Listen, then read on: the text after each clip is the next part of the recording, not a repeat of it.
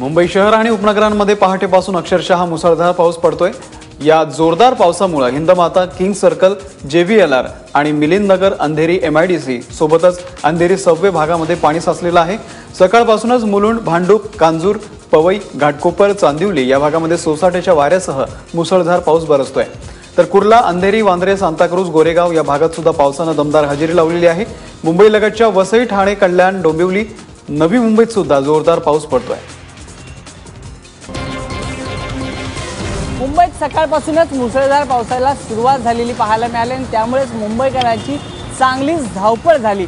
मुंबईतल्या सगळ्याच भागात हळूहळू आता पाणी साचायला सुरुवात झालेली आहे। त्याचबरोबर मध्य रेल्वेची सेवा देखील विस्कळीत झालेली पाहायला मिळते। मध्य रेल्वेची 20 मिनिटांनी सेवा आहे ती विस्कळीत झालेली पाहायला मिळते आणि त्यामुळे चाकरमान्यांचे चांगलेच हाल होताना आपल्याला पाहायला मिळतात। तर दुसरीकडे रस्त्यावर मात्र पाणी साचायला आता हळूहळू सुरुवात झालेली आहे। मुंबईतल्या पूर्व आणि पश्चिम उपनगरात मुसळधार पावसाची नोंद सकाळपासून होताना पाहायला मिळते आणि त्यामुळे मुंबईतल्या विक्रोळी JVLR रोड असेल, कुर्ला असेल, सायन असेल, सर्वच परिसरांमध्ये मोठ्या प्रमाणात पाणी साचायला सुरुवात झालेली आहे।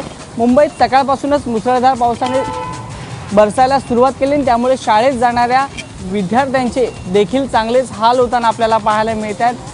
वाहतूक व्यवस्थेवर याचा परिणाम होताना पाहायला मिळतो। त्याचबरोबर मध्य रेल्वेच्या रेल्वे सेवावर देखील याचा परिणाम झालेला पाहायला मिळाला।